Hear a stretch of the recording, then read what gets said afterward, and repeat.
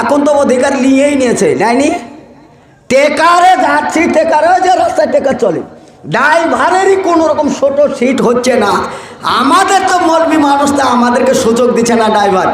দাদা হবে না, দেখছেন না আমারই অসুবিধা হচ্ছে গাড়ি চালাতে, আর টিয়া মুখে এসছে, দাদা হবে না, শুরু গলা দিয়েছে মিহি করে বলে দিল দাদা হবে না। কারণ ড্রাইভার বলছে হবে না, তো দেখতেই পাচ্ছ, প্লিজ প্লিজ, মানে ওরা তোর ইংলিশ প্লিজ, তোর প্লিজ একটু দিতেই হবে, একটু বসতে দিতে হবে, তো লে প্লিজ কোলে এসে বসিস। এখন ড্রাইভারের পাছা কোন জায়গায়? ড্রাইভার পাছাটাকে এরকম করে ঘুরিয়ে দিয়ে তোর কোলে এরকম বসেছে। এখন হ্যান্ডেল ঘোরালে কোথায় ঘুরবে বলেন? বলেন, আপনারই তো বিটি, আপনারই তো বউ, আপনারই তো মা খালা ফুপু, আপনাদের জন্য পর্দার আয়াত নাজল হয় নাই? সূরা নেসা বলে কোরআনে একটা সূরা নাজল হয় নাই? এই নির্লজ্জ বেহায়া, তুমি কি করে হাসলে? তুমি এখানে টেকারের কোলে হ্যান্ডেল ঘোরাতে যে ঠেকবে না? কি ঠেকবে না? হ্যান্ডেলও গরম, মুও গরম, আর গাও গরম, ব্যালেন্স গরম। এখন পড়েছে নদীতে, বালির ঘাটে বাস পড়েছিল, চোখে দেখেননি? নর্দমায় পড়ে অ্যাক্সিডেন্টে 13 জন এখন হাসপাতালে, মৃত্যুর সঙ্গে লড়াই করছে। আরে বাপরে, মৃত্যুর সঙ্গে তোর বাপের হিম্মত, মৃত্যুর সঙ্গে লড়াই করছে। শরবত খাইছে তাইব, কখন আছে কখন নাই, মৃত্যুর সাথে লড়াই করছে। তুমি বাহাদুরের বেটা, কত বাহাদুর!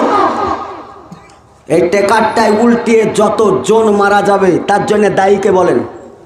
দায়ীকে, আসামিটাকে কে বলেন? জোরে বলেন। শুধুই নারীরা, নারীর বাপ শুদ্ধে, নারীর মা শুদ্ধে। যদি তার মেয়েকে যদি আগে থেকে বলতো বেটি বোরখাটা গায়ে দিয়ে যা, বেটি সানিল পোশাক পরে যা, বেটি সাবধানে পা বাড়া, বেটি রাস্তাঘাটে চলবি সানিল বজায় রেখে চলবি, তাহলে বেটি 7 বার ভাবতো না আমার কাছে অনেক মাল মেটেরিয়াল আছে, আমাকে তো রেজাল্ট ও কামা মনে হয় না। আরে মেয়েদেরকে কার দেওয়ার জন্য তো পুরুষদেরকে প্রতিনিধি বানাচ্ছে। একাই হজ করতে মেয়েরা যেতে পারবে না, কোটি টাকার মালিক হলেও পারবে না। যেতে হলে কাকে লাগবে? তার বাপের সাথে যেতে হবে, তার নিজের খালুর সাথে যেতে হবে, নিজের মামার সাথে যেতে হবে, নিজের চাচার সঙ্গে যেতে। যাদের সাথে বিয়ে করা হারাম তাদেরকে সাথে করে ছাড়া ও হজ করতে যেতে পারবে না।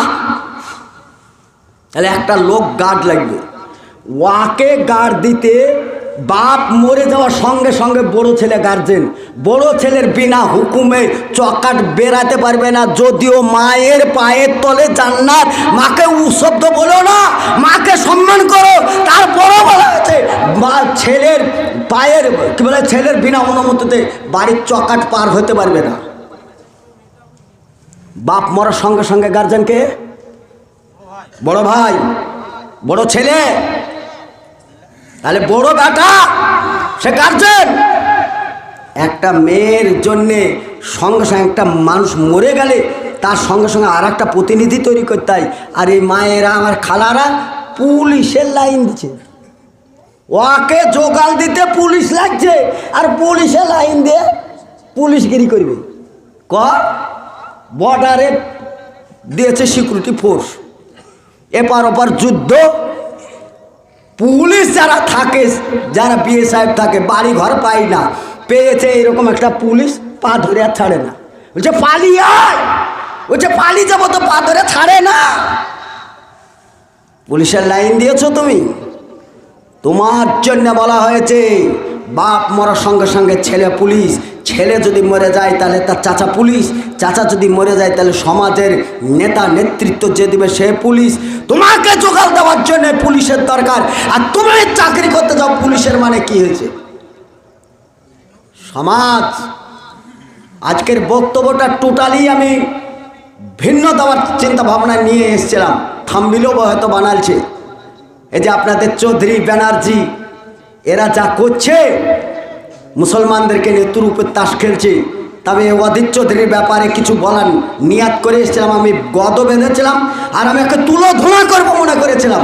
কারণ এই এলাকায় চষে মুসলমানের দাঁড়ে দাঁড়ে ওই লাকুম দিনও কুমালিয়ে দিন ওই 8টা ওর ই ছিল, চৌধুরীর এটা অস্ত্র ছিল, মুসলমানের মাথাগুলোকে চুরচুর করে দিয়ে নেতৃত্ব দিল।